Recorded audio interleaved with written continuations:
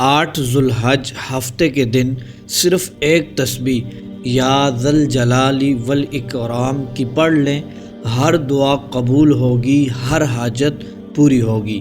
السلام علیکم ورحمۃ اللہ وبرکاتہ۔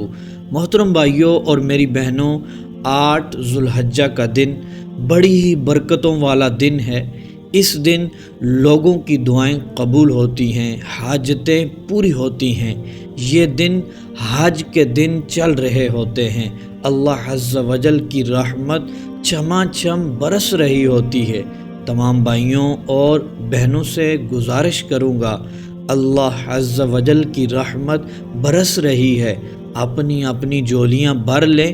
اس رب عز و جل کی بارگاہ میں یہ چھوٹا سا وظیفہ پڑھ کر دعا کریں، اس رب سے سوال کریں، جو مانگنا ہے مانگ لیں، ذاتی گھر مانگ لیں، رزق میں برکت مانگ لیں، قرض سے چھٹکارا مانگ لیں، نوکری مانگ لیں، مال و دولت مانگ لیں۔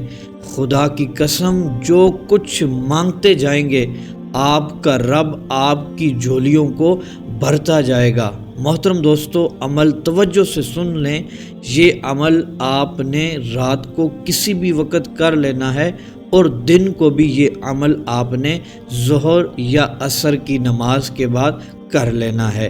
آپ نے سب سے پہلے 11 بار درود پاک پڑھنا ہے اور 313 مرتبہ پھر آپ نے یا ذل جلالی والاکرام پڑھ لینا ہے۔ اس کے بعد 100 مرتبہ یا سمیع پڑھنا ہے، پھر 11 بار لا الہ الا انت سبحانک انی کنت من الظالمین پڑھنا ہے، پھر 7 مرتبہ یا وہاب پڑھنا ہے، پھر 5 مرتبہ یا ربنا پڑھ لینا ہے۔ اس کے بعد 11 بار درود پاک پڑھ لینا ہے۔